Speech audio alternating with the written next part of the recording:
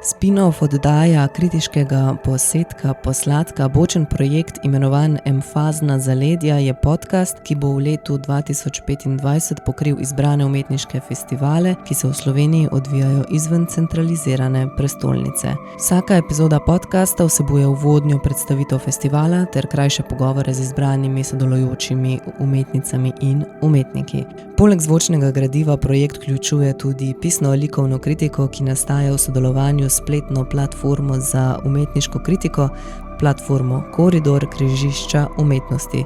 Vsak festival bo namreč pokril po en pisec, ki se ukvarja z likovno kritiko in pisanjem na področju sodobne umetnosti.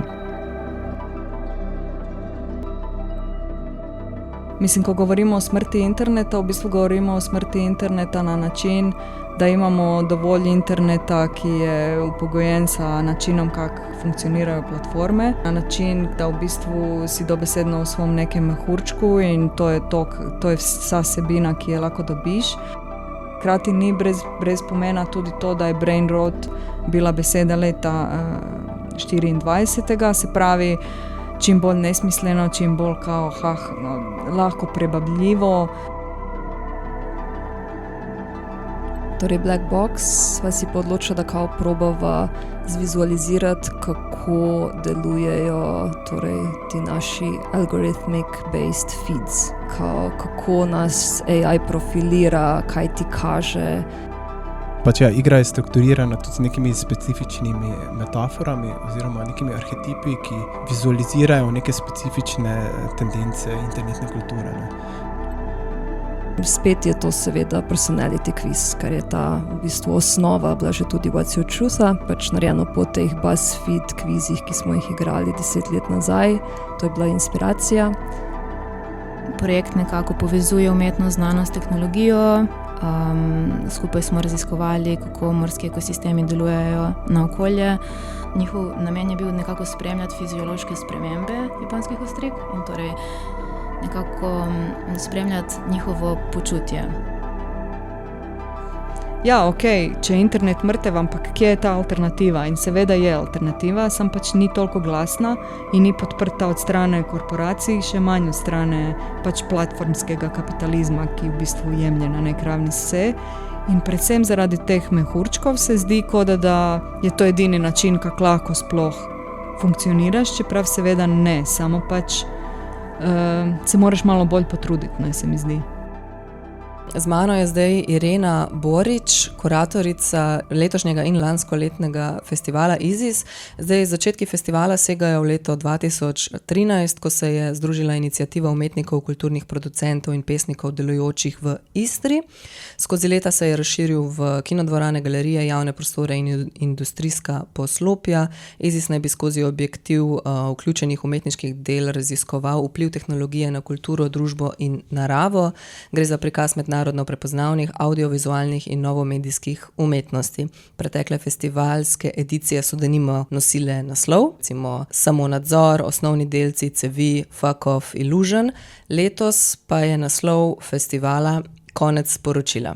Tako da, pozdravljena Irena. Če mi poveš malo več o letošnji temi festivala, odkot ideja zanjo, kakšen je bil postopek izbiranja sodelujočih na razstavi? Se pravi, letošnja izdaja Konec sporočila v bistvu izhaja predvsem, oziroma je na nek način odziv na javni diskurs oziroma informacijski hrup v javnem diskursu, ki hkrati je pogosto samo hrup.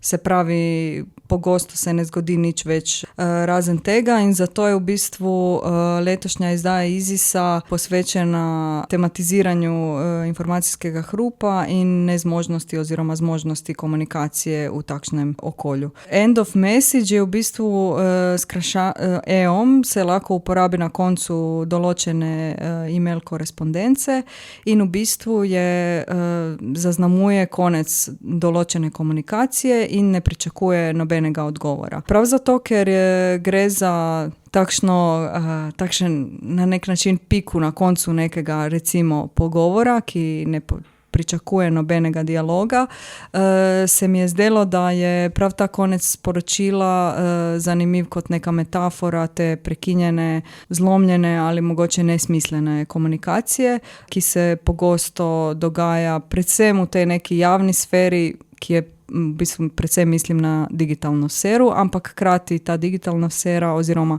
pogovor ali komunikacija v digitalni sferi seveda vpliva tudi na vse ostalo. Ne. Kaj pa potem izbor projektov, ki so predstavljeni na festivalu, po kakšnem ključu se ta izbor dogaja, oziroma ste potem torej najprej imeli temo in potem na podlagi teme iskali projekte, ki bi nekako ustrezali tej tematiki? V bistvu da, in je šlo za to, da do zdaj smo imeli bolj mednarodno sodelovanje tudi sa mednarodnimi umetniki. To leto pa smo imeli malo bolj manjši budžet, potem pa smo se odločili, da se izključivo fokusiramo na umetnike, ki delujejo v Sloveniji. Kar se tiče izbora, v bistvu meni je bilo zanimivo, mislim, tak je šlo seveda za umetnike in umetnice, čigavo delo poznam, se pravi, seveda gre za nek subjektivni izbor. Hkrati pa mi je bilo zanimivo način, na kateri se lahko njihovo delo interpretira v odnosu do tega koncepta. Recimo delo Sare Bezovšek in Dorijana Šiška, delo, ki ga poznam odprej, je seveda What's Your Truth, in to mi je bilo seveda zanimivo, predvsem zaradi tega, ker govorijo o postresnici in digitalni sferi in načinu, na kateri je to vse v bistvu dokaj ideološko upogojeno. Potem pa mi je seveda bilo super zanimivo, ko sta rekla, da v bistvu delata novo delo Črna škatla, ki je v bistvu zdaj že 4. razstavljeno, s tem, da je predvsem bilo v Berlinu pa na Poljskem, v Varšavi, ter Aksiomi in zdaj v bistvu na Izisu. To je vse zdaj v zadnjih pola leta. Tako da v bistvu recimo to je relativno nova, mislim, to je nova produkcija, čeprav ni nastala za sam festival, ampak je trenutno. Ne. Potem pa recimo mi je bilo zanimivo delo Maje Smrekar, zaradi tega, ker v bistvu pač način, na kateri se ukvarja z umetno inteligenco, ker govori o tem nekem krču mašine in človeka, ki je v biti skupen, in se mi zdi, da prav ta preplet je zanimiv tudi iz tega konteksta, ko govorimo o nekem koncu sporočila oziroma o tej neki komunikaciji, na katero zdaj vpliva ne le človek, tudi ne samo človeški dejavniki, in zato se mi zdi, da je to tudi zanimivo delo za razmislek za naprej. Enako tako delo od Špele Petrič sem že ga poznam vrsto let, ampak mi je prav zaradi tega, ker spekulativno govori o pogovoru, nečem, kar bi lahko imenovali pogovor med rastlinama pa človekom, se mi je zdelo zanimivo, ker potem gre na taj več kot človeški nivo. Hkrati pa v bistvu kritizira taj antropocentričen pogled, da v bistvu se vse prilagaja človeku, oziroma v rastlini vidi usta, potem pa povabi interpretatorja za branje ustnic in potem na temelju tega izhaja nek jezik, ki ga seveda ne moreš sploh razumeti. Ne. Zato se mi zdi to delo kar zanimivo, pa tudi zaradi tega, ker je humorno, ampak tudi zaradi tega, ker na neki način tudi naslavlja taj nesmisel. Ne. In taj nesmisel, ki ga je tudi zelo veliko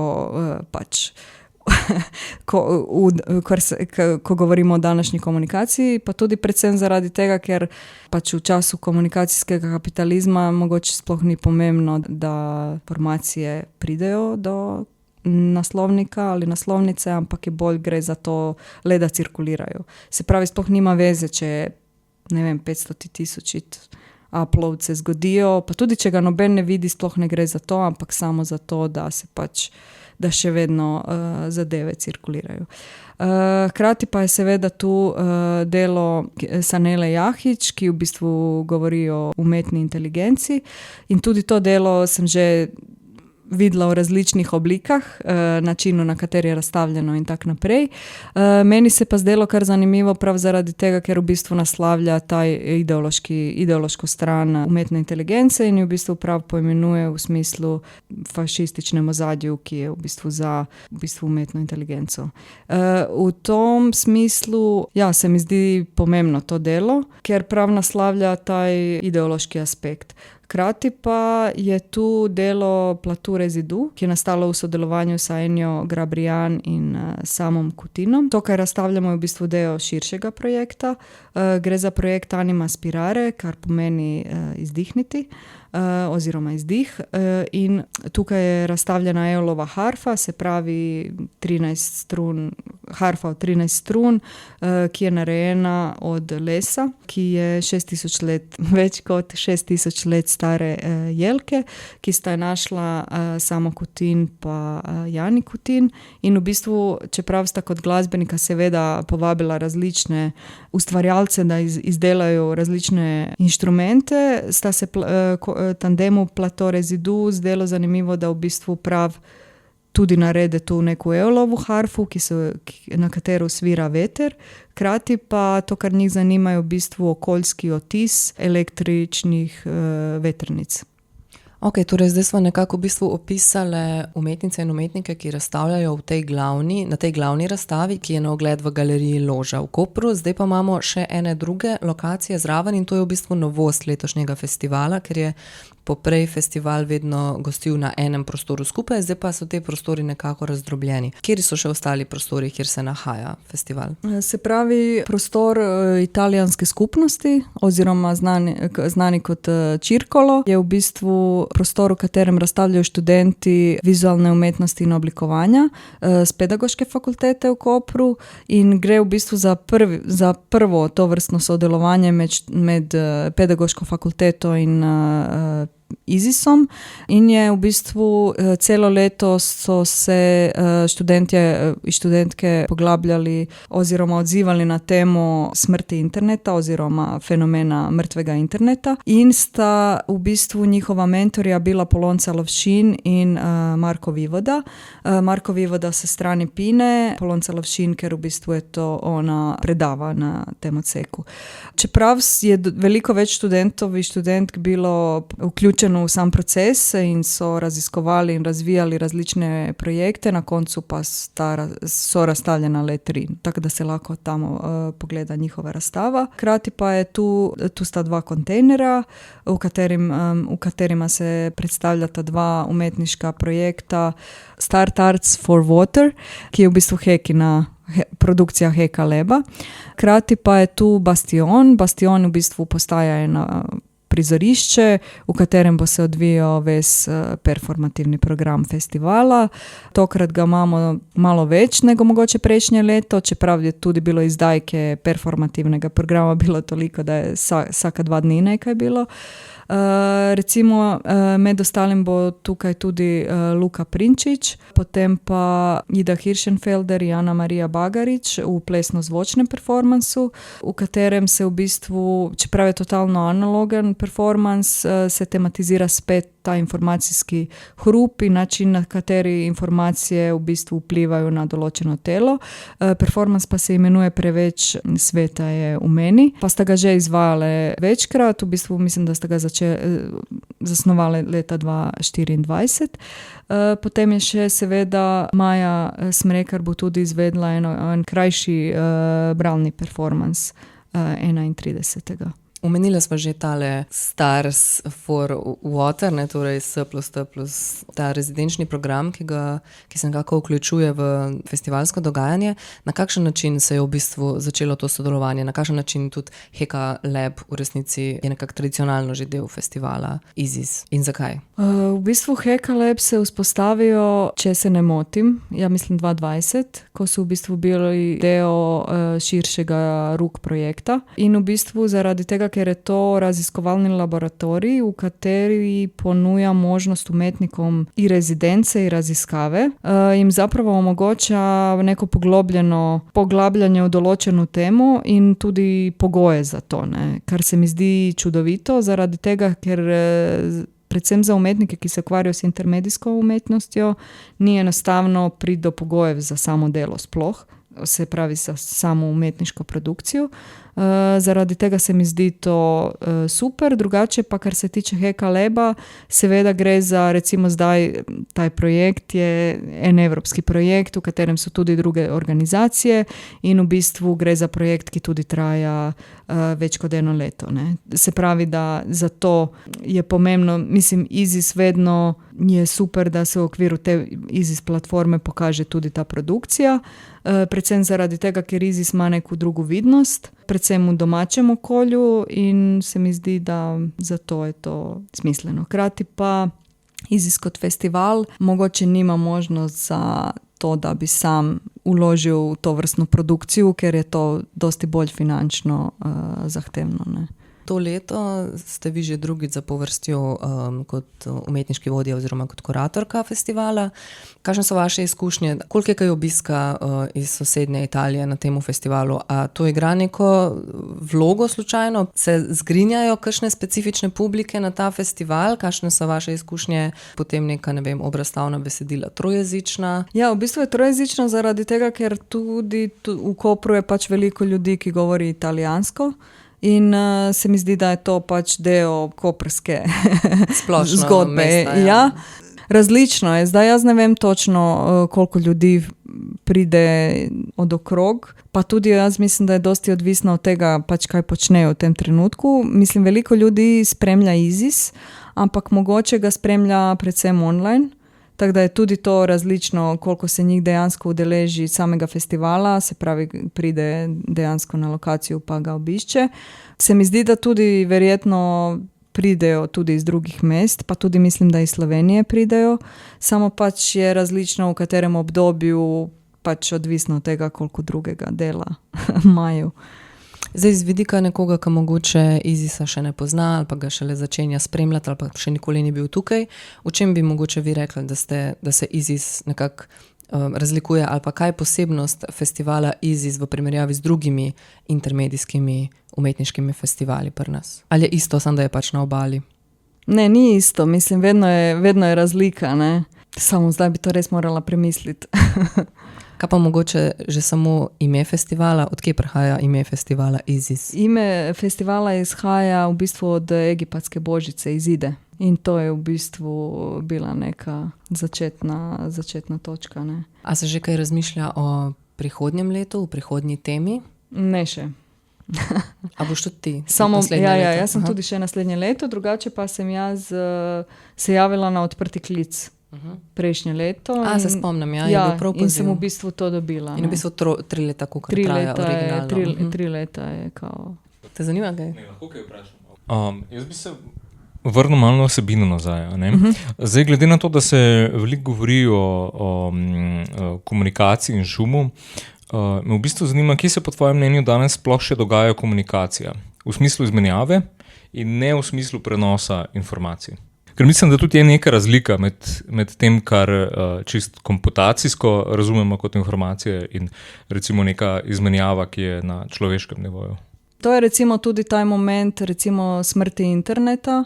Mislim, ko govorimo o smrti interneta, v bistvu govorimo o smrti interneta na način, da imamo dovolj interneta, ki je upogojen sa načinom, kako funkcionirajo platforme, na način, da v bistvu si dobesedno v svom nekem mehurčku in to je vsa sebina, ki je lahko dobiš. In meni se spet zdi ful zanimiv taj moment pri Sari in Dorijanu, ki prvo vprašanje je, na kakšen način konzumiraš informacije, se pravi, ti si tu consumer, hkrati pa recimo to je nekoj pač v nekem diskursu je zombi v bistvu taj consumer, ne? In spet to gre v taj celi diskurs mrtvega interneta. Hkrati ni brez pomena tudi to, da je brain rot bila beseda leta 24. Se pravi, čim bolj nesmisleno, čim bolj kao, lahko prebabljivo, ni pomembno, da je ful neka estetika ali celo vsebina, ne. Potem pa to je že neka vsebina, ki je bolj lahko konzumiraš. Hkrati pa je recimo tudi pri Sari in Dorijanu mi je bilo ful zanimivo, da je ena od zadev, ki vam lahko izpade, je infoholik. In potem, kaj je infoholik? Infoholik je tista oseba, ki v bistvu te long kao vsebine gleda. Long vsebine pa so YouTube, veš, kao, to ni zdaj, ker TikTok je to neko merilo, ne. Tako da v tem smislu, ko govorimo o tem mrtvem internetu, v bistvu to, kar hočem povedati, je seveda tudi neki upor in taj upor je v bistvu nekaj, kar je dosti bolj zanimivo, ne. Ker po eni strani lahko detektiramo to stanje, ok, ampak seveda se dogaja drugje in seveda so ful različni momenti, mislim, obstajajo tudi številne organizacije, recimo ena izmed mojih ljubših je definitivno Constant Collective iz Belgije, ki ful na zanimiv način razmišlja, kaj so recimo feministični serveri, kako lahko se drugače naredi cela tehnološka ali digitalna infrastruktura, pa hkrati skupnost, ki nekje se tukaj nahaja, v bistvu seveda lahko komunicira drugače. In meni se to zdi seveda pomembno, ono, kaj recimo razstava, ki je tukaj lahko vidimo, mogoče bolj detektiramo samo kakšna je situacija zdaj in v bistvu na to na neki ravni reagiramo. Reagiramo mogoče na ta neki mainstream, bolj kot na ta neki podtalni, ki se seveda dogaja. Meni je tudi bilo zanimivo pač to drugače, kot se vidi tudi iz referenc. Jaz ful imam rada pisanja Hito Štarl in potem recimo ona je že 2013 pisala Ali je internet mrtev in v bistvu to besedilo zaključi na način, da ja, ok, če je internet mrtev, ampak kje je ta alternativa? In seveda je alternativa, sam pač ni toliko glasna in ni podprta od strane korporacij, še manj od strane pač platformskega kapitalizma, ki v bistvu jemlje na nek ravni vse. In predvsem zaradi teh mehurčkov se zdi, kot da je to edini način, kako lahko sploh funkcioniraš, čeprav seveda ne, samo pač se moraš malo bolj potruditi, ne, se mi zdi. Pa se ti zdi v tem oziru pomembno je to, da se oblikujejo neke skupnosti. Tudi če razmišljamo o teh festivalih, tudi v ISIS-u, kot smo prej rekli, se ti zdi v bistvu skupnost tukaj pomemben del tega? Pa absolutno. Mislim, ker potem, če pride mislim, ta fizični moment dejansko, ker ta online moment je dosti bolj enosmeren, se mi zdi, ampak predvsem, ko gre preko teh platform, ki so take pač kakšne so, sa veliko preveč informacij, se mi zdi, da pač ta moment, da imaš priložnost se pogovoriti, priti skupaj, pa potem narediti nekakav, mislim, to je taj neki trenutek, v katerem prihaja do te razmenjave mnenj, ali ne samo, nego se dejansko učimo eni od drugih, ne. Tako da se mi to zdi neki pomemben trenutek. Zato recimo to, da so to MFRU imeli, vse te ljudi, ki so pač prišli zraven, se mi zdi super, prav zaradi tega, ker potem res ta izmenjava funkcionira drugače, nego le da samo pošlješ. Pa se ti zdi, da bi se mogli recimo pač bolj povezovati tudi v smislu festivalov ali pa v smislu nekih NGO-jev, da tega primanjkuje ali da so to stvari, ki se dogajajo danes? Pa mislim, vsekakor bi se lahko bolj povezovali. Mislim, meni je vedno ljubše vsebinsko povezovanje kot le povezovanje sa izposojo opreme. Recimo, to je najbolj pogosto se povezujemo tak. Mislim, razumem tudi to, da pač smo vsi v neki hiperprodukciji, predvsem, ker je jesen, ampak hkrati pa ja, definitivno neka vsebinska povezovanja se mi zdijo najbolj smislena, ne. Ok, najlepša ti hvala. Irena, pa se vidimo zvečer na otvoritvi in upam drugo leto tudi. Ok, hvala. Pozdravljena Sara in Dorijan. Zdaj, vidva nista nujno tandem, oba imata svoj ločeni, specifični in prepoznavni umetniški praksi, ampak pri tem delu pa še pri nekaterih pa vseeno skupaj sodelujeta. In zdaj mene zanima, kako se je v bistvu začelo to vajno skupno delovanje in kje se skrivajo zametki projekta Black Box oziroma Črna škatlja. Ja, živo. To je v resnici kar dobro vprašanje. V resnici ta projekt ima kar dolgo zgodovino. No. Začel se je kot neke vrste bolj enostavna kolaboracija. Mislim, da so leta 2020 mene povabili v Osmozi, mislim, da je to kurirala Stela ali kdo, Stela Ivšek, projekt V2V in ideja je bila, da dva VJ-ja med sabo kolaborirata. No. In ta projekt je bolj bila ideja, da v enem dnevu ta dva VJ-ja nekako predstavita svojo prakso. Jaz pač povabil Saro zraven, ker smo bila prijatelja, pa mi je bilo cool, da bi enkrat sodelovala. In sva razmišljala, kaj bi naredila in sva rekla, ok, ne bi hotela nek standardni VJ set narediti z najnimi grafikami ali z neko likovno prakso, pa sva kar ambiciozno si zastavila, da bo naredila video igro. In potem sva kar hitro, no, v enem mesecu naredila nek prototip ene video igre, ki se je imenoval Dark Mode. In ta video igra je bila zelo enostavna, v resnici si po neki ledeni gori samo pobiral neke kvazi resnice, no. In ta ledena gora je bila nekaj inspirirana od tega klasičnega mima ledene gore, ko je pač tako prerez te ledene gore in kao nižje, globje greš ledeni gori, bolj absurdne, temačne tematike so na tej ledeni gori. In potem smo pač te resnice nekako postavila po tej ledeni gori in pač, ko si pa skočil v vodo in si pa šel na drugo stran in si lahko nabiral te neke bolj temačne, absurdne resnice, no. Ampak tako resnice, kaj je vezane na internet, svet, neko digitalno sfero? Ja, mislim, takrat je bilo nekako zelo popularna ta tematika, nekako post-truth, pa to in se je začelo tudi ta fake news, pa to nekako tematizirati semiotično tudi v neki kulturni pa internetni sferi, pa sva bojo tudi zanimala pač ta tematika in tudi bolj v smislu nekih teorij zarod, tudi takrat je ta Epstein bil zelo, mislim, da je glih umrl ali nekih internetnih teorij zarod, nekih takih splošnih teorij zarod, pa nekih takih dejstev, nedejstev. Ja, ker to je bilo v času COVID-a, ko so vsi začeli zelo na internetu v bistvu se družiti, se pogovarjati in sem pač opazila, da uporabljajo to frazo, to je moja resnica, ne moreš me prepričati, da je v nekaj drugega. Zato smo pol v bistvu poimenovala te ideje, ki sva jih postavila po ledeni gori kot resnice. In od tukaj pol že zametki za to črno škatlo ali imamo potem še kaj vmes? Ja, v resnici je vmes še bil en projekt, no, ki se imenoval What's Your Truth, katera je tvoja resnica. In v resnici na Živa Klein-Dins povabila, če bi sodelovala na festivalu Kiblix 2021-2022, mislim, da je bilo tisto leto.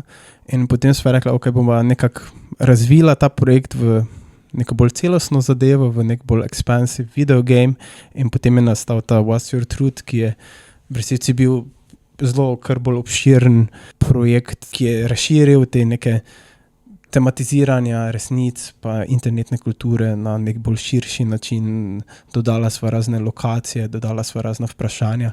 V prejšnjem projektu si samo nabiral nekako bolj naključno te resnice, bolj kot nek vibe, no, zdaj pa je se ta projekt razvil v nek bolj interaktivni kviz, no. In glede na pač katere resnice si pobiral, po kateri lokaciji si na koncu dobil nek specifični, nek internetni profil, ali kako bi temu rekli. Na koncu, ne vem, si pobral specifično, kakšna so bila vprašanja, what's your favorite food, ali what's your favorite TV show. Na tej temačni strani ledene gore so pa bila bolj tako specifično, what's your favorite war crime, potem je bilo tudi Furby, favorite. Ja, pa še vprašanja kot what happens after the end of the world, ali pa ne vem, v kaj verjameš, kaj povezuje svet, pač taka bolj eksistencialna vprašanja. Ampak niso bila tako, mislim še vedno, to je bilo v nekem zelo kratkem timeframeu narejeno, ni bilo tako zelo premišljeno. Ja, in zato sva potem nadaljevala v Black Box, ki pa je bil nek bolj research-based projekt. No, vse to sem hotela zdaj glih poudariti, da v resnici ta Black Box zdaj na nek način je podoben temu, kar mi zdaj govorite o teh drugih prvih dveh projektih. In če gremo kar zdaj na ta Black Box, mogoče za nekoga, ki pač še ni igral črne škatle ali pa ne ve, kako to zgleda, mogoče pa, kar si rekla zdaj, Sara, da je mogoče malo več researcha bilo vloženega. Če mi lahko opišete zdaj, kaj je bil ta research, kaj je bil glavni fokus tematski tudi mogoče in kako se to pozna oziroma odraža zdaj noter v delu oziroma v igri. Ja, Black Box se je rodil na nek način iz te želje, da bi What's Your Truth naredila bolj konceptualno močen, ker skozi se nama je zdel zelo dober projekt, tako da ima ekstremno veliko potenciala, ampak pač rabi budget in čas, da to lahko sploh izvedeva do te mere. In sva potem par mesecev, na začetku je trajal research, ker se je raziskovalo razne internetne subkulture, politiko, estetske, vibes, pač everything, kar ljudje uporabljajo po spletu, da se identificirajo stvari, v katere verjamejo, o čem se diskutira basically na internetu. In se je probalo zastaviti ta research čim širše, da se je šlo od nekih zelo površinskih stvari do res bolj obskurnih. V bistvu se je pa šlo, mislim, spet je to seveda personality quiz, kar je ta v bistvu osnova bila že tudi What's Your Truth, kot pač narejeno po teh BuzzFeed kvizih, ki smo jih igrali 10 let nazaj. To je bila inspiracija. In imaš tukaj torej 9 vprašanj. Vsak dobi 9 vprašanj in vsako vprašanje ima pa potem od 5 do 7 možnih odgovorov. In to je zastavljeno tako, da probamo pokriti čim širši spekter vseh teh internetnih personalitijev, ki jih najdemo trenutno na spletu. Velik del researcha, ki je tudi vključeno game, je bilo pa zbiranje vizualnih materialov, ki dodatno podprejo v bistvu vse te teme, ki se jih uporablja, da tudi, naprimer, če ne razumeš zdaj neke teme, ti te podobe vizualno razložijo. Mogoče je tu vredno omeniti, pač igra je strukturirana tudi z nekimi specifičnimi metaforami oziroma nekimi arhetipi, ki vizualizirajo neke specifične tendence internetne kulture. Ne. Vsak level oziroma vsaka stopnja oziroma vprašanje se imenuje zone in v teh zonih ti nabiraš pile oziroma tablete, ki so inspirirani skozi to neko metaforo, tendenco interneta, da neka ideologije zasnuje kot black pill, red pill, white pill itd. In sva nekako vzela to metaforo pilo in vsakemu pilu neka vrste določila neko ideologijo ali tematiko ali vsebino. In tako da so ljudje neke vrste s tem, da pobirajo te teme, vsebine, nekako pilt skozi najno igro in si lahko, pilt skozi različne vsebine. Nek razširitveni dogodek ali razširitvena metafora, ki se pa zgodi okoli tega pila, pa so filter bubbles, ki so nek ambientalni bubble, ki se odpre okoli tega pila, ko vstopiš v njega, vstopiš v okoliš tega pila, na katerem so predstavljeni nek razni vizualni material, ki ga je Sara zbrala zelo izčrpno in kurativno, ali kako bi temu rekli, in so razni neki mimi, vsebine, ki te nekako ideološko zaveščajo, kakšno vsebino bo zbral, kateri odgovor bo sprejel. Dosti nekih levelov razmišljanja oziroma nekih metafor, ki so šli zdaj v neko to vizualizacijo teh nekih ideologij ali pa tendenci interneta. Vmes med zoni so še pa pipelinesi. Pipeline pa je tudi neka metafora, kao nek alt-right pipeline. Zdaj se levičari hecajo, da alt-left pipeline bo nastal, ko je zdaj neka tendenca proti nekim bolj desničarskim politikam itd. In v bistvu igra nekako funkcionira na način, v bistvu je pač single player, torej oseba dobi v bistvu nek kontroler v roke in potem potuje čez to krajino in nabira te pile, te pilule. In pol, ko jih zbere, pol, ko se v bistvu zadeva zaključi, dobi zdaj nek rezultat. In teh rezultati, glih prej smo bili priča enemu rezultatu, in je pač neka izjemno dolg odgovor, kam vse ta oseba zdaj, ki je to igrala, spada. Tako da to v bistvu je tudi posledica nekega nabora besed, pa malo tudi nekega humornega pristopa. Si predstavljam, da sta vidva nekako skombinirala vse te besede. Koliko je različnih v bistvu pol rezultatov, ki jih lahko igralec dobi? Rezultat je tudi ta Wojak, ne vem, kdo je igral, pa če je sploh opazil to na koncu. Na koncu dobiš meme Wojaka. Wojak je nek specifičen meme, ki nekako spostavlja neke razne arhetipe nekih internetnih personalitijev skozi neko specifični stil ilustracije. In na koncu pač najne igre ti dobiš nek generativen Wojak, ki je specifično vezan na izbiro tvojih odločitev.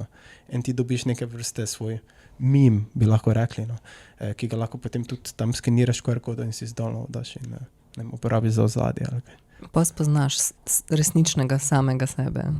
Ideja je v bistvu, da ti skozi game, pač ti filter bubli, ko so skozi game, torej mi vsi, naša izkušnja na internetu je tailored to you, torej vsak ima drugo izkušnjo na internetu, vsak dobiva druge vsebine in to je tudi, kar Black Box nam hoče povedati. In je tudi ideja te igre, da ti, ko igraš, lahko vidiš vse te različne filter bubble različnih tipov ljudi. Torej vidiš vsebine, ki jih drugače na svojem feedu ne vidiš. in zato se mogoče lahko odločiš za nekaj drugega in v bistvu na koncu igre ugotoviš, kdo zares si.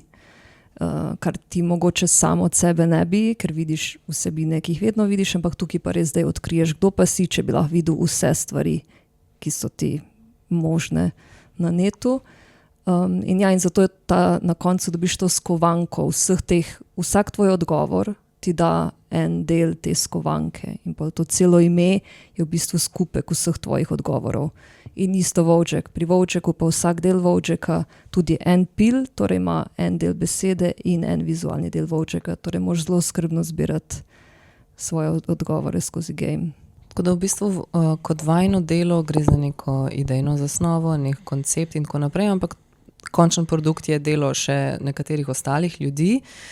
Koliko tehnološkega inputa je z vajne strani, tudi vem, Dorian, da ti tudi si pač izdeloval igre, zdaj ne vem, pač to ste vse skupaj malo sestavili, ne? Na kakšen način se je pol to uresničilo in ne vem, a zdaj znata vidva tako igre delati? Ja, mislim, v prejšnjem What's Your Truth sva v resnici bolj ali manj vse sama naredila, no, z malo zunanje pomoči programerske, no. Ampak tukaj sva probala razširiti ekipo, glih zaradi tega, ker je tudi projekt dokaj večji, no, in je dokaj bolj ambiciozen, tudi nekako, kako bi temu rekli, glede nekega gameplaya, pa glede nekih funkcionalnosti igre, no. Tako da sva nekako kolaborativno smo naredili ta projekt z pomočjo programerja, developerja Esben Holka in tudi 3D oblikovalca in oblikovalca Jaka Juhanta, ki je pomagal oblikovati razni level design, kakor glasbene efekte oziroma soundtrack pa je delal Martin Piber. Tako da smo razširili, no, midva s Saro pa sva bolj delovala na neki bolj konceptualni art direktor ravni, bi lahko rekli, no. Režiserja. Ja, ampak se to tudi obsega dost nekega, kako bi temu rekli, obrtniškega dela, no, tega developmenta, pa nekega dizajna, pa kompoziciji itd., no, pa tudi dost raziskave in nabiranja iz Sarine strani. Zdaj, projekt je bil predstavljen v Axiomi, pa še na nekaterih razstavah v tujini. Kakšne so kaj izkušnje, kakšni so odzivi? Imate občutek, da so mogoče odzivi pri nas drugačni kot recimo na Poljskem?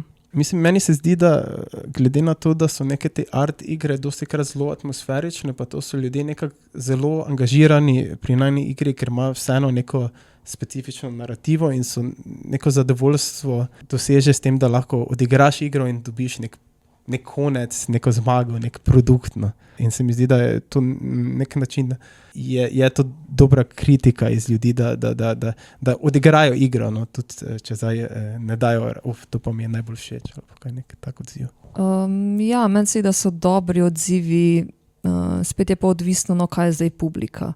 Naprimer, na Poljskem je cela razstava bila bolj o game artu, kar je pomenilo, da je bilo veliko ljudi, ki so bili tudi suvereni v igranju igre in potem so seveda bistveno bolj igrali. Zdaj, če pride starejša publika, verjetno ne bo istega efekta. Ampak ja, načeloma so bili dobri odzivi in je glih to, kar je Dorian rekel, da je ta igra v nasprotju z drugimi art gamei enostavno bolj satisfying konec ima. Dati to, vsak ima rad personality kvize, vsak rad izve neki oseb, govori oseb, tako da je odlično v bistvu. Jaz sem kar ponosna na njo, moram priznati. Ampak to je bilo 5 let researcha, da smo prišli zdaj do te točke, kar se in da se kar kaže na končnem rezultatu.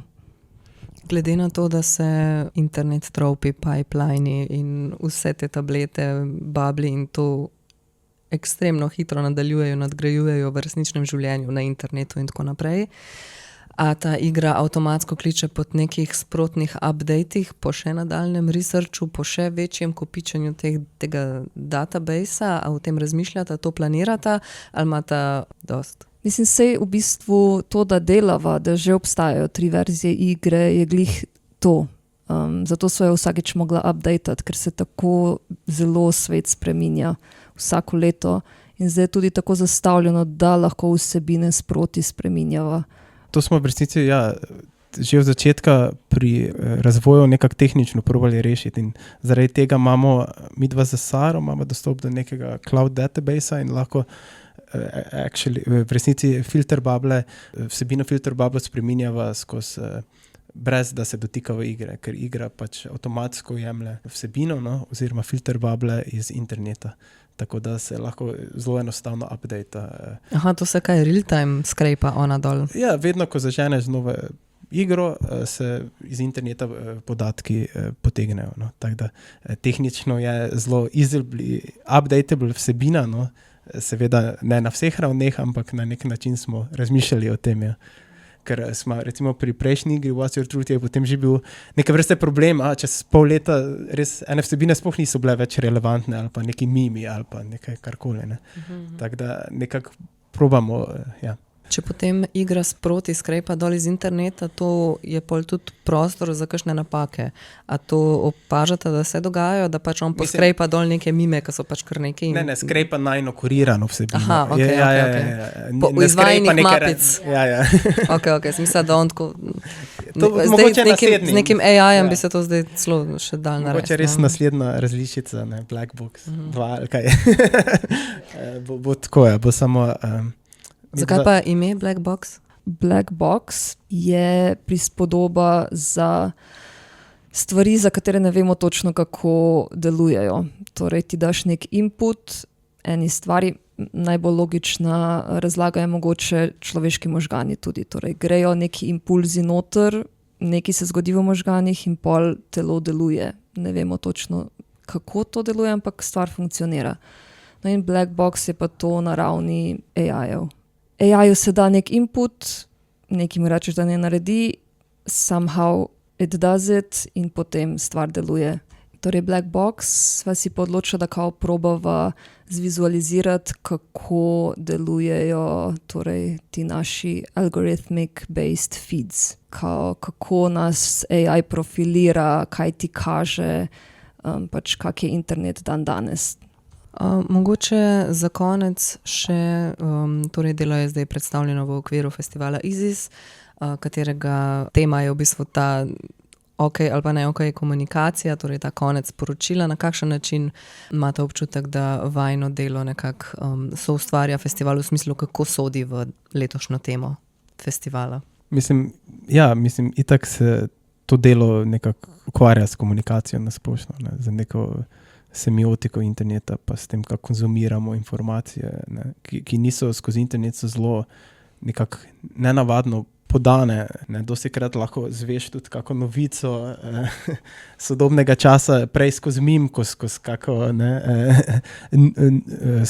kakšno novico, skozi kakšno klasično novico RTV ali pa kaj takega. In se mi zdi, da je to zelo neka relevantna tema, s katero se moramo ukvarjati in tudi s katero moramo biti nekako kritični v smislu, kako obstajajo neke radikalizacije sodobne družbe skozi neko nenadzorovano uporabo nekih socialnih medijev po algoritmov, ki jih ljudje sploh mogoče ne dojemajo, kako to vpliva na njihovo počutje, na njihovo ideologijo, na njihovo politično prepričanost. Tako da, ja, relevantno, ne vem.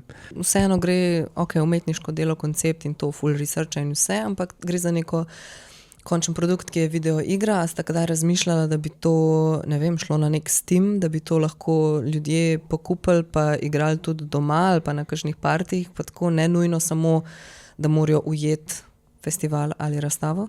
Ja, v resnici to je že ideja od začetka, no, da bi izdali to igro kot neko playable igro na internetu, na kakem itchu, najverjetneje ne na Steamu, ker so zahteve mogoče prevelike za nek tak game, no.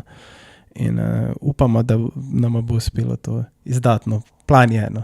Ampak ja, potem je dosti preprek, pa dosti nekih tehnoloških stvari, ker nočeš vseeno izdati nek produkt, ki recimo potem ne bi vsem nekako enakovredno delal ali pa bi štekal ali pa bi imel buge, tako da to še bo mogoče malo trajalo, ampak upamo na čim prej, ali kako bi rekli. Že mogoče veste, kje bo v naslednje možnosti odigrati igro?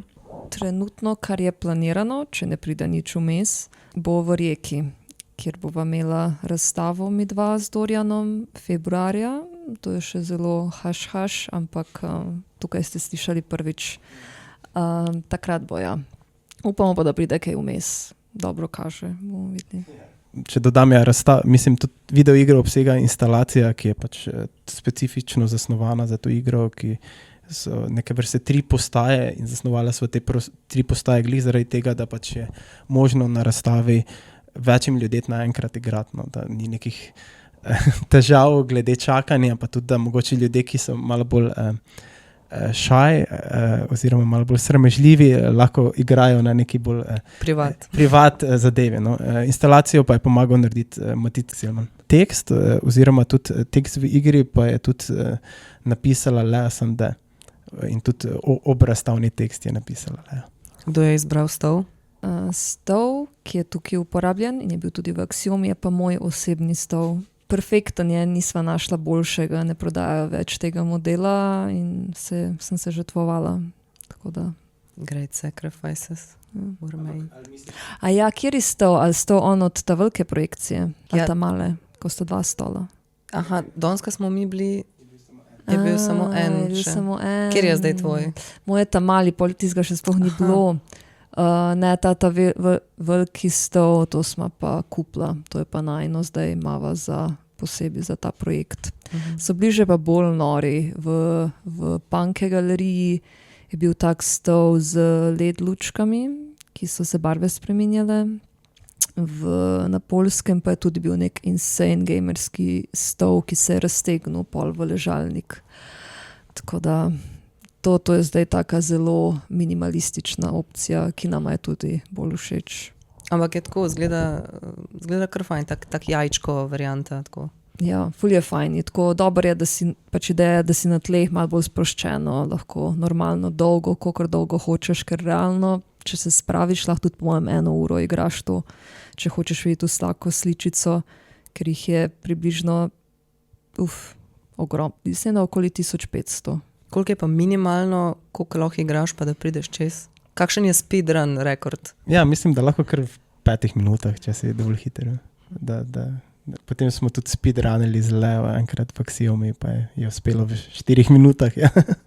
Odvisno neka klasičen gameplay je potem 15 minut za nekaj poprečnega igralca. Ok. Najlepša hvala za obisk in odgovore. Hvala. Okay. Zdaj pa je z mano Ana Markežič. Ana, pozdravljena, hvala za obisk. Daj mi prosim sam povej zdaj, ti v bistvu tukaj prihajaš iz Hekalaba. Povej mi prosim, kaj je v bistvu tvoja vloga tukaj, s čim se ukvarjaš in kjer del festivala nam boš lahko predstavila. Zdravo, hvala za povabilo. Ja, že 2. leto zaporedoma predstavljamo segment delovanja Hekalaba oziroma Hekine produkcije. Heka laboratorij deluje na presečišču znanosti in umetnosti pod okriljem Pine. Torej, nista 2 ločeni stvari, ampak je ena stvar. Moja vloga na Pini je v bistvu vodenje projektov in podpora projektom, ki delujejo na presečišču znanosti in umetnosti, kulture, trajnosti in tako naprej. Na festivalu Easy se letos predstavljata 2 projekta oziroma umetniški produkciji, ki sta nastali v okviru projekta Stars for Water 2, Ports in Transformation. In Pina je v bistvu sodelovala kot ena izmed projektnih partnerjev. Projekt nekako povezuje umetnost, znanost, tehnologijo. Skupaj smo raziskovali, kako morski ekosistemi delujejo na okolje in nekako prihodnost pristanišč. Skupaj z Morsko biološko postajo in z Luko Koper smo se sestali, ustvarili 2 izziva, ki sta neposredno vezana na okolje Koperskega zaliva. Eno je povezano z morskim sedimentom, ki se nabira na dnu morja in je precej živi v njemu veliko organizmov. In drugo je povezano z v bistvu sobivanjem invazivnih in neinvazivnih rastlin. Po 9 mesecih smo tu, oziroma 10, in v tem času so se zgodile 2 rezidenci. Ena z grškim kolektivom Hypercoft, z Ioannisom in Pavlo, druga pa z umetniki Lukom Murovcem, Markom Vivodo in Luka Frelihom. To je v bistvu nekako se dogajalo na podlagi nekega odprtega poziva, na katerega so se ljudje prijavili in so ga zmagali, na podlagi tega dobili rezidenco tukaj. Ja, ja, tako je. Ja. Letos smo se odločili, da bomo predstavili ta dva projekta, spada pa pod segment nekako Hekine produkcije oziroma, ne vem, ko bi rekla, neke nadpomenke predstavitve na IZIS-u samem. Torej, Ok, torej teh projektov je bilo v bistvu več, pa predstavljate samo dva, ali to sta bila ta dva edina, ki sta se zdaj tukaj tudi odvijala v teh 10 mesecih? Ne, Spinjene strani sta bila samo dva projekta. Žirija je potem nekako zbrala te dve skupini oziroma kolektiva, dajmo reči, ki sta potem ustvarila projekta in bila na 9-mesečni rezidenci. To ne pomeni, da so vsi bili istočasno tu in ustvarjali, ampak par mesecev tu, par mesecev recimo Grki so si svoj material nesli v Grčijo in potem tam delali naprej, raziskovali, ko so prišli sem, so potem tako precej zastavljena časovnica je bila vnaprej, da se lahko nekaj, da pride do nekih rezultatov na koncu. Ok, in zdaj ta festival je tukaj, te rezultati naj bi do neke mere tudi bili tukaj in zdaj ta dva projekta sta predstavljena v dveh kontejnerjih. Mogoče, če lahko malo, do kere mere lahko pač v resnici mogoče predstaviš ta dva projekta. Greva najprej od teh Grkov, če mogoče sam na hitrico poveš, zakaj se je šlo, kako je stvar potekala in kaj je zdaj mogoče končna predstavitev, ki jo lahko obiskovalci festivala vidijo in kaj lahko od tega odnesejo. Ja, že sama postavitev, samo če lahko to še povem, je precej posebna za to naše območje. Postavljena sta nad utrdbo Bastion oziroma na koncu Verdijeve ulice. Ko jih gledaš, v ozadju vidiš Luko Koper. Projekt je bil ustvarjen s pomočjo oziroma v sodelovanju tudi z Luko Koper, Morsko biološko postajo. V bistvu nekako že pogled na ta dva kontejnerja ti da nek poseben impression in te nekako nas spodbuja k razmisleku o vplivu človeka na okolje oziroma o naši odgovornosti na okolje oziroma na samo morje. In ja, v enem izmed kontejnerjev je predstavljen tudi projekt Sediment Lab, ki sta ga ustvarila Ioannis in Paula, ki delujeta kot kolektiv Hypercroft. Ona dva sta v bistvu sodelovali z Morsko biološko postajo, z znanstveniki in tudi znanstveniki na strani Luke Koper. Raziskovala, kako lahko sediment postane neka nova trajnostni material, ki je lahko uporabljen v vsakodnevni uporabi na estetski način ali pa tako tudi trajnostno uporaben način. Na delavnicah z lokalno skupnostjo sta potem razvila dejansko Sediment Lab Paint, kar pomeni barvo, ki je dejansko obstojna, tudi na vremenske posebnosti. Tako kot za na fasado? Rekla sta, da na lesu precej dobro zdrži, na druge ne vem točno, ampak ja, recimo, da ima nek potencial. Ta barva je v resnici taka zemeljska barva. Na delavnicah so potem in tudi v kontejnerju bo to moč zmešati z naravnimi pigmenti in potem lahko si sam svojo malo svojo malo sodico, kontejnerček neseš s sabo in si pobarvaš na ta način, kot zmešaš barve na ta način, kot pač si sam želiš. To je en produkt in drugi produkt pa je bil v bistvu ploščice. Naredila se odlitek in ne v bistvu kar nek odlitek. Te odlitke sta delala v bistvu kot neka ful večja kopija organizmov, ki dejansko živijo v teh sedimentih.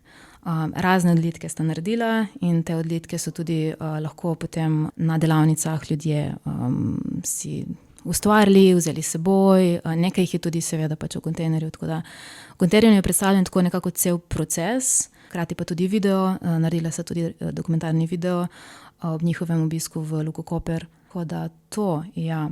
Projekt je bil precej pomemben za nas, ker sta dejansko neposredno sodelovala z lokalno skupnostjo, ustvarila ta nek community vibe. Predvsem pokazala, da lahko nek material, ki ne vem, sploh ne pade na pamet, ki se dejansko nabira na dnu morja, lahko uporabimo na nek trajnosten način.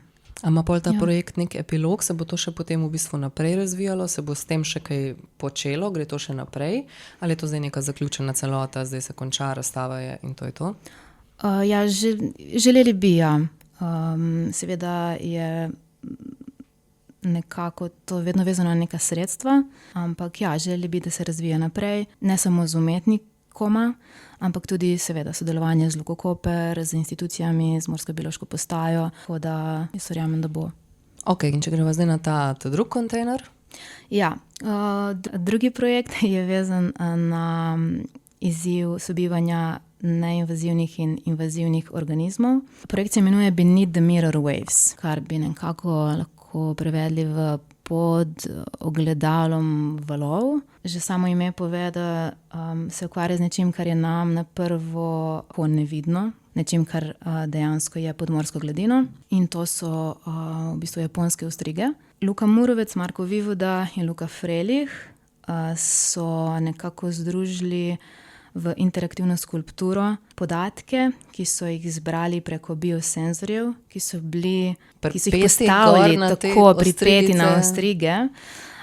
Najprej v kontroliranem okolju, to je bilo v akvariju Piran, ta rezidenca je stala tudi v sodelovanju z akvarijem Piran, ne samo z Morsko biološko in Luko Koper. Torej najprej v kontroliranem okolju, na to so jih, mislim, da 2 meseca in na to so jih postavili na območje Luke Koper. In ta razlika je bila precej tako pomenljiva. Njihov namen je bil nekako spremljati fiziološke spremembe japonskih ostrig in torej nekako spremljati njihovo počutje, njihov vsakdan. 16 jih je bilo, ena je vmes umrla. Že to je bilo videti tako, da so se dejansko v nekem tem vizualno, ko si videl potem ta ko bi rekla, časovnico njihovo, opazil, da je bil nek stres na to, torej so se odzvale, torej so živi organizmi, ki nekako se odzovejo na manjko nekoga drugega na nek način. In tudi zanimivo je bilo, da so dejansko spremenili svojo rutino potem iz dnevnih na nočne organizme. A te japonske ostrige so v tem primeru invazivna vrsta, ki se nahaja v Koperskem zalivu? Ja. In verjetno neka specifika tega je, da ostrige same po sebi so ene izmed teh nekih kao školjk, ki niso zares školjke, ki naj bi čutile na drugačen način, ne? Ja. Recimo, to vem, da veliko recimo je debate v tem znotraj veganstva, da nekateri vegani jedo ostrige, ker ostrige kao niso sentient being, ne? Za razliko od školjk, pa ne vem, morskih ježkov, pa kumar, pa morskih zvezd, pa tega, ki kao so sentient, ne? Tako da iz tega vidika se mi to zdi zanimiv. Bi pa recimo vprašala, a se kot znotraj leba ali pa institucije ali pa kakorkoli ukvarjate s tem, da neke organizme vseeno vzamete ven iz nekega naravnega okolja ali pa iz nekega peaceful akvarija, pa se pol neki poskuse dela na tem, a se s tem kaj ukvarjate, tako da je recimo tukaj, ker so to bile ostrige, šlo čez, če bi pa ekipa hotela delati neke take stresne poskuse oziroma raziskovanja na nekih rakcih, bi pa to bilo mogoče moralno spornejše ali ne? Mislim, da ne delamo nekih preferenc med organizmi, tako da skušamo čim bolj neinvazivno pristopiti do njih. Tudi same ostrige so bile dejansko odvzete iz morja in potem postavljene v kontrolirano okolje, ki je bilo tudi morsko, ampak kontrolirano, in potem dano spet nazaj v neko morsko. Seveda so doživeli nek stres med tem in to se je tudi poznalo. Več o tem bi lahko znali povedati seveda umetniki. Vedno nam je precej pomembno tako neinvazivno graditi odnos z vsemi organizmi. Morje je eno izmed zelo pomembnih tem. To je eno izmed seveda projektov, ampak dejansko imamo tudi druge v nastajanju, ki so že nastali. Se mi zdi, da tako Pina tu deluje nekako kot nek most med umetnostjo in znanostjo in tudi daje neko možnost eksperimentiranja, raziskovanja, povezovanja z znanstveniki, institucijami, umetniki, mi jim damo tudi prostor, recimo pač Hekalab ima svoj laboratorijski del. Kakšna je pa potem tvoja vloga, recimo? Kaj pa ti počneš po vsem tem, kar sva zdaj opisali? Ja, jaz sem bila v tem projektu nekako koordinatorka rezidenc, bila v stiku z umetniki, spremljala projektno, se je to imenovalo Innovation Catalyst, tako ja, ampak na kratko ja, jaz bi rekla koordiniranje ali pa tako. Nekako ja, Starts for Water poudarja res pomen inovativnih projektov, recimo inovacij. Tako da na nek način jaz mislim, da ta projekta drugačna sama po sebi, ampak inovativna na nek svoj vrsten način. Zato, ker so odkrili, na tem drugem projektu je bilo tudi predstavljeno, mislim, da prejšnji teden, na konferenci akvaristike v Istanbulu, ker so v bistvu sodelovali z raziskovalko in vodjo akvarija Manjo Rogelja. In je za tak projekt tako precej velik, izjemen dosežek. Ok, kaj pa tudi to ime, te plusi, pa veliko, pa z malo, pa rimske črke, pa... Katero ime projekta? To, S plus T plus R, 4, water, 2, to, ports in transform, mislim. To ima nek pomen za tem, zato je to tako, to je nek akronim pomen, starts Science, Technology and Art, 4 je for, za, water, ker je voda, in 2 je, ker je to drugi projekt in prvi je bil samo water. Ok. A bi mogoče še kakšno stvar dodala, ki se tebi zdi relevantna, pa mogoče jaz zdaj sploh nisem omenila? Ja, vabljeni, ne vem, kdorkoli bo to poslušal. Festival traja do 2.11. Začenši z današnjim dnem, ja. Ok, najlepša hvala. Hvala vama. Prišli smo do konca epizode. Upam, da vam je uspelo kaj pogledati v živo. Vsem poslušalcem in sogovornikom se zahvaljujem za pozornost in namenjen čas.